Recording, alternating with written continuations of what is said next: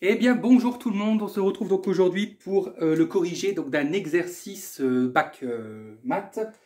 Alors, on est en Asie et on est en 2021 et c'est l'exercice numéro 3, c'est un exercice de probabilité. Vous avez donc, comme d'habitude, l'énoncé juste en dessous de la vidéo, dans la description, vous avez un lien, vous cliquez dessus et ça vous redirige immédiatement vers l'énoncé de l'exercice. Ok, donc Asie 2021. Et donc exercice numéro 3 de probabilité. Mettez sur pause si vous voulez vous imprégner d'abord tout seul dans votre coin de l'exercice et ensuite vous regardez la correction. Alors qu'est-ce qu'on nous dit? Bon, je ne lis pas l'énoncé exact, mais je donne le sens de ce qu'on nous dit. On nous dit en gros qu'un sac contient 8 lettres, de A à H. Donc dans le sac, nous avons la lettre A, la lettre B, C, D, E, F et H. Ok? L'expérience, l'épreuve, consiste à tirer simultanément, c'est important, 2 lettres. Donc nous avons un tirage simultané de 2 lettres. Ce terme, cet adverbe simultanément, est fondamental. Ça veut dire quoi? Ça veut dire que j'ai mon sac qui est devant moi. Je prends, je touille, je prends une lettre, je la mets de côté, et je reprends tout de suite, je tourne, et je reprends tout de suite une deuxième. Ça veut dire que la première lettre que j'ai tirée, je ne la remets pas dans le sac. Autrement dit, un tirage simultané s'associe à un tirage sans remise. C'est la même chose, hein, ce sont des synonymes. Ok. Et on gagne, donc on va noter G. On gagne, bon je vais noter gagne, hop. Si, en gros, on tire une voyelle et une consonne. Ok. Donc c'est-à-dire que si nous avons un couple voyelle-consonne, on tire 2 lettres, hein, donc on peut bien parler de couple.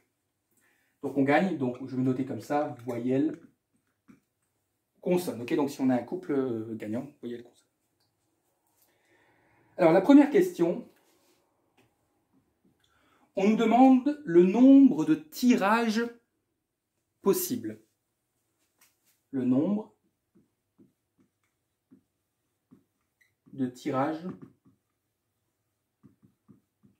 possibles. Alors attention, cet exercice, contrairement à d'autres exercices, demande un peu plus de réflexion. Vous allez voir, d'habitude, on applique des formules, on a un arbre de probabilité, on applique des formules, et puis voilà, c'est réglé. Là, on va devoir faire travailler nos ménages, comme on dit. Enfin, je ne sais pas si on le dit encore. Donc, le nombre de tirages possibles. Alors, il y a 2 méthodes. Il y a l'école, on va dire, rapide, direct, on ne réfléchit pas. Alors, je vais vous expliquer pourquoi. On peut ne pas réfléchir pour répondre à cette question. Et à l'école, on va réfléchir, on va se demander voilà, quels sont le nombre de tirages, on va y aller tout doucement. Moi, bien sûr, je vais vous donner les 2 méthodes. Je vous conseille quand même assez fortement d'utiliser la première méthode, hein, que je vais donner tout de suite, parce que, comment dire, en écrivant sur votre copie, en la détaillant, vous allez faire comprendre au correcteur que vous avez réfléchi, que vous comprenez bien les probabilités. Voyez, alors que la deuxième, elle est directe, donc on pourrait croire que c'est du par cœur. Enfin bon, après c'est comme vous voulez, hein. Moi, je ne suis pas correcteur, donc je ne me mets pas à la place des correcteurs. Alors, le nombre de tirages possibles, sachant, attention c'est important, c'est ce que j'ai noté en rouge, hein, sachant que nous travaillons sans remise. Hein. Donc la première lettre que je prends, je ne la remets pas. Elle n'est plus disponible dans le sac. Alors on va partir de A et vous allez voir, vous allez comprendre après la suite. Bon, si je tire A, bah, je peux avoir B, je peux avoir C, D, E, F, G et H. Vous êtes d'accord avec ça? Le nombre de tirages possibles. Donc soit j'ai le couple AB, soit le couple AC, soit le couple AD, soit le couple AE. Oui. Si je prends la lettre B, maintenant, donc c'est-à-dire que ma première lettre tirée, c'est le B. Comme ici, la première lettre tirée, c'est A. Qu'est-ce que je vais avoir? Je peux avoir BA. Ben oui, mais regardez. BA, vous l'avez déjà tiré. Parce que AB ou BA, ben c'est la même chose. C'est le même tirage. Donc BA ne doit pas être comptabilisé. Par contre, les autres, oui. BC, BD, BE, BF, BG et BH. On est d'accord avec ça, hein? Bon, parce que ces couples-là n'existent pas ici. C'est bon. Alors juste, regardez, on va compter, parce que vous allez comprendre quelque chose rapidement. Combien on en a là, des tirages déjà? Alors avec les A, donc si la première lettre tirée c'est A, on en a 1, 2, 3, 4, 5, 6, 7. 7 tirages. Okay, avec les B, on n'en a que 1, 2, 3, 4, 5, 6. Si on prend les C, je pense que vous avez déjà deviné où nous allons en venir. Mais je veux quand même le faire. Si la première lettre c'est le C, bon je ne le ferai pas pour le D ni rien, mais voilà, pour le C on va quand même le faire. Donc je peux avoir CA, bah oui mais CA je l'ai déjà ici, c'est AC, donc je ne le prends pas. CB, bah, je ne le prends pas, j'ai BC aussi qui est juste là, c'est la même chose. Donc avec C, j'aurai que CD, CE, CF, CG et CH. J'en ai combien? J'en ai 5. Et vous l'avez compris qu'on ira comme ça jusqu'au dernier où on n'aura en fait qu'un seul tirage. Okay, c'est le tirage GH. Donc le total des tirages, c'est quoi? Bah, c'est la somme 7 plus 6 plus 5 plus 4 plus 3 plus 2 plus 1. Vous avez compris le mécanisme. Et donc ça va vous donner 28 tirages. Ok? Ça va rien pour ça? Bien sûr, on est en arrière, mettez sur pause, etc. Bon, ça, je vous ai dit, c'est la méthode où on réfléchit. Et donc, il y a une deuxième méthode qu'on va faire tout de suite. Donc, retenez bien 28.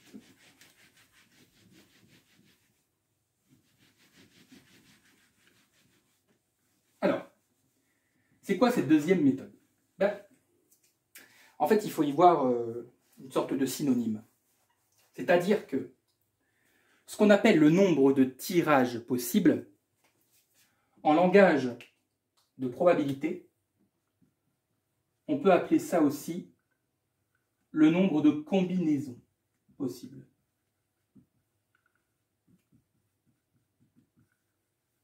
Surtout qu'on travaille sans remise, donc vous allez voir. Vous connaissez la formule. Le nombre de combinaisons. Moi, je cherche la combinaison de quoi? Ben, on tire simultanément 2 lettres. Et il y en a combien en tout? Il y en a 8. Donc, rechercher le nombre de tirages possibles, comme j'ai dit, c'est rechercher le nombre de combinaisons possibles, et donc c'est simplement calculer la combinaison de 2 parmi 8. Donc la combinaison de 2 lettres parmi 8 lettres. Ça revient à ça. Or, vous connaissez normalement la formule, c'est n factoriel, 8 factoriel, sur k factoriel, multiplié par n moins k factoriel. Attention, parce qu'on est sans remise. Hein. Avec remise, la formule serait différente, mais il me semble qu'en terminale, d'après les exercices que je corrige, on travaille toujours de toute façon sans remise. Hein. Et si vous tapez ça sur vos calculatrices, eh bien vous trouverez aussi 28. Voilà. Donc ça, c'est la méthode fainéant, et l'autre, c'est la méthode courageuse. Hein. Je ne sais pas si on peut l'appeler comme ça. Voilà, en tout cas, on a répondu donc à la première question. Donc, nombre de tirages possibles, 28. Je vais juste laisser cette information. Voilà, je vais juste la laisser, hein, mais on y a répondu, donc je vais enlever le... Tchouk. Voilà. Alors, ça, c'était la question A. La question B, en gros, donc qu'est-ce qu'on vous demande? On vous demande de déterminer la probabilité que le joueur gagne. La probabilité que le joueur gagne. Je rappelle que pour gagner, nous souhaitons quoi? Tous les couples où il y a une voyelle, une consonne. Oui. Ça, c'est, voilà, il gagne s'il tombe sur un couple, une voyelle, une consonne. Bon, dans A, B, C, D, E, de toute façon, on vous le dit dans l'énoncé, mais dans A, B, C, D, E, F, H, d'ailleurs, il m'en manque A, B, C, D, E, F, G, alors depuis le début, autant pour moi. Bon, c'est pas très grave, ça change rien. Donc A, B, C, D, E, F, G, H, depuis le début, nous avons 2 voyelles et 6 consonnes. Bon, bah, commençons par les voyelles, puisqu'il n'y en a que 2, traitons-les, et puis après on verra les consonnes. Alors, si je prends, donc si je tire A, si je tire la lettre A,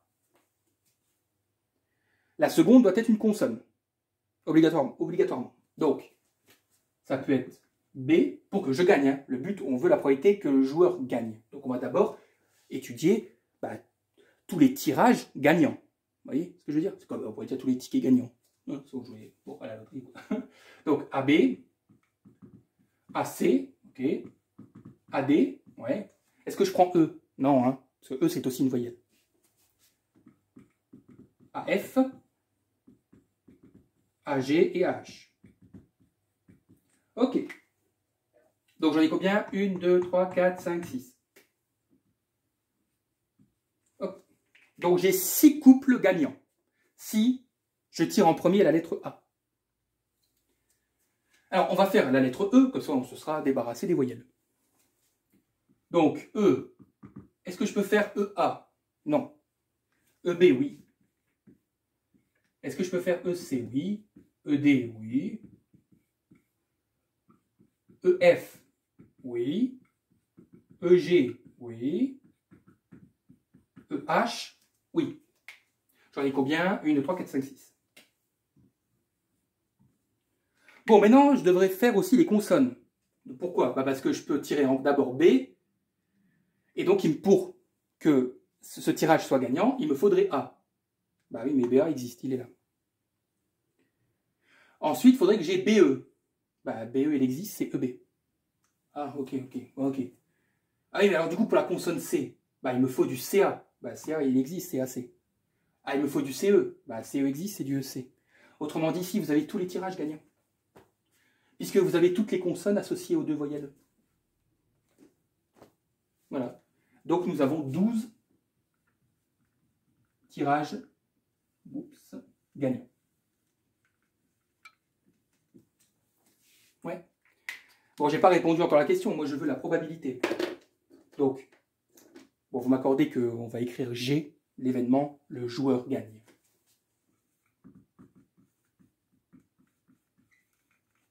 Donc, G, le joueur gagne. Quelle est la probabilité de G? J'ai 12 tirages gagnants. Et j'en ai combien en tout? J'ai 28 tirages. 12 sur 28. C'est la première formule de probabilité qu'on vous apprend. Hein. Je dis comme ça, hein. Pour ceux qui hésiteraient. Ça fait 3/7. Hein, c'est simplifié. Ok. Voilà. D'ailleurs, lisez la phrase juste après dans l'énoncé. Qu'est-ce qu'on vous dit? On vous dit qu'on admet que la probabilité que le joueur gagne est de 3/7. Heureusement. Hein, il y aurait un petit problème. C'est à moins de vérifier vos résultats. Hein. Si vous ne tombez pas sur 3/7, c'est qu'il y a un problème, puisqu'après on vous donne le résultat. Bon, je rigole, c'est pas forcément drôle.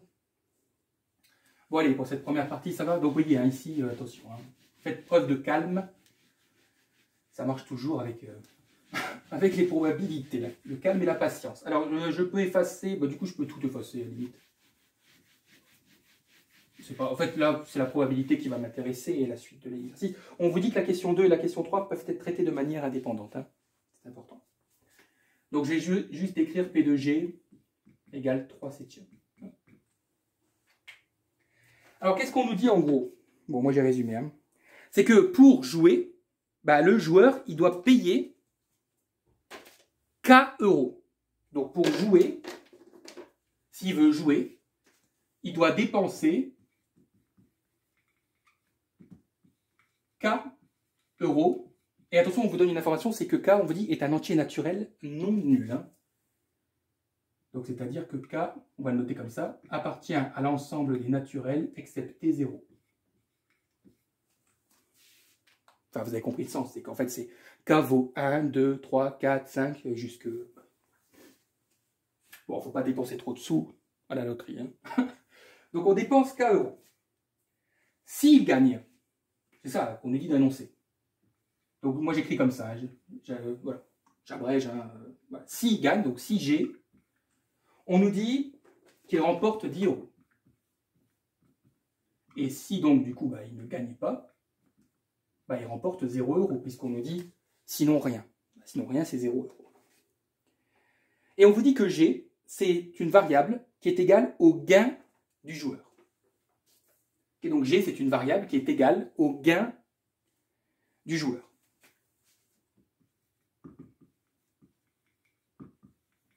Donc G, gain du joueur. Bah, quelles sont les possibilités? Bah, il y en a deux. Pourquoi? Bah, parce que soit il gagne, soit il perd. Vous êtes d'accord avec ça, hein? Soit il gagne, soit il perd. S'il gagne, c'est quoi son gain? Attention, le gain, hein, vous pouvez le remplacer par bénéfice. Vous allez peut-être mieux comprendre comme ça. Et surtout pour ceux qui font des sciences économiques. Quel est le bénéfice? Quel est le gain du joueur s'il gagne? Bah, il gagne 10 euros. Ah oui, mais n'oubliez pas qu'il a dépensé K euros. Donc, quel est son bénéfice? Ah oui, c'est 10 moins K. Ouais. S'il perd, bah, on a dit qu'il ne gagnait rien. Oui, mais il a quand même joué. Donc, il a quand même dépensé K euros. Donc, permettez-moi d'écrire moins K. 0 moins K. Pourquoi je fais tout ça? Parce que regardez, la première question qu'on vous pose, c'est de déterminer la loi de probabilité de G. Alors, la loi de probabilité, c'est un petit tableau. C'est un petit tableau à 2 lignes où on va noter ici les valeurs possibles de G et on va leur associer leur probabilité. G petit i, si vous ne mettez pas le i, c'est pas très grave. Quelles sont les valeurs possibles de G? Ben, on vient de les donner. Alors attention, allez toujours dans l'ordre croissant, hein, c'est mieux. Quel est le plus petit? Ben, le plus petit, c'est moins K. Donc soit il perd moins K euros, soit il en gagne 10 moins K. Et quelles sont les probabilités? Ben, quelle est la probabilité qu'il gagne? On vous a dit que c'était 3/7. Et vous savez ce qui est formidable? Et bien ce qui est formidable, c'est que la somme des probabilités, donc je l'écris ici, pour une loi de probabilité, pour une loi de proba, somme des probabilités, je les écris les pays, c'est pareil, somme des pays est égale à 1. Bah oui, parce que si vous prenez gagne et perd, bah ça fait forcément 1. Il a 100% de chance de soit gagner, soit perdre. Donc si ça ici, ça vaut 3/7, ici ça vaut 1 moins 3/7. Donc 4/7. Yes. Voilà, là vous avez déterminé la loi de probabilité de G. C'est ça, une loi de probabilité. Enfin, en tout cas pour cet exercice, hein. C'est pour ce type d'exercice. Alors je garde juste le tableau. Enfin, la loi de probabilité. Qu'est-ce qu'on vous demande? On vous demande de déterminer la valeur maximale de K. Alors K, je vous rappelle que c'est la somme qui est dépensée pour que le jeu soit favorable. Ah, un peu de réflexion. Sinon, vous appliquez la formule. Un peu de réflexion. On veut donc la valeur, on cherche en gros, on va dire autrement, c'est pareil, regardez. On cherche la valeur de K, voilà, la valeur maximale de K, c'est une dépense. Ça ne peut pas être une valeur minimale.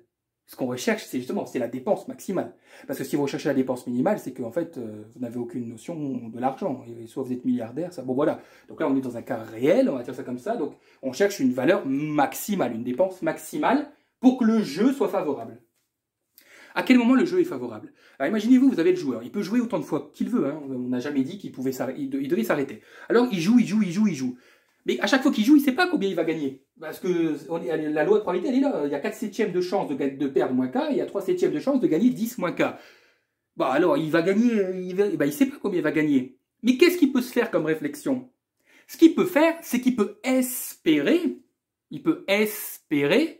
gagner une somme positive.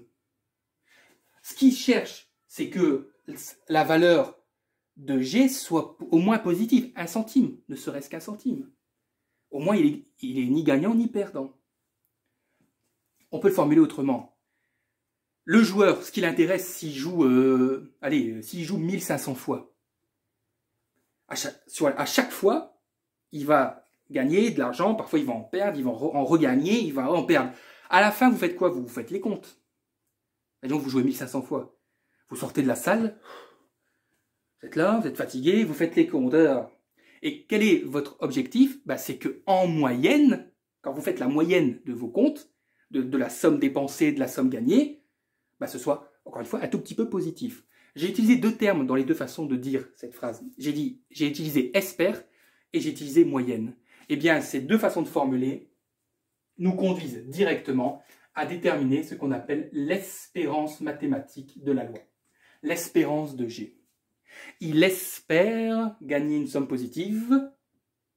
Autrement dit, nous voulons que l'espérance soit positive.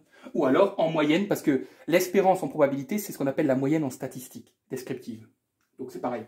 C'est pour ça que j'ai donné les 2 façons de formuler. C'est mieux de dire espère.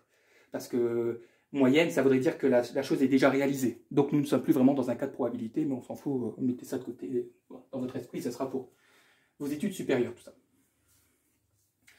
Comment on calcule une espérance à partir de la loi de probabilité? Ça, c'est votre cours. Par contre, là, je ne peux pas inventer, les amis. Eh bien, on prend chaque valeur possible de G et on multiplie par sa probabilité. Donc, on va faire moins K multiplié par 4 septièmes. On va faire la même chose ici. Attention, parenthèse.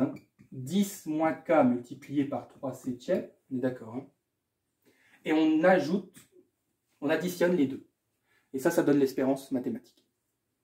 Et on veut que ça, ce soit positif. Bon, on a une inéquation du 1er degré à résoudre avec une inconnue. Bon, on y va. Moins K fois 4 septièmes, permettez-moi d'écrire moins 4 septièmes de K. Plus 10 fois 3, ça fait 30 septièmes, moins 3 septièmes de K. On regroupe les K, moins 4 septièmes, moins 3 septièmes, ça fait moins 7 septièmes. Ah, tiens, ça tombe bien, moins 7 septièmes, ça fait moins 1.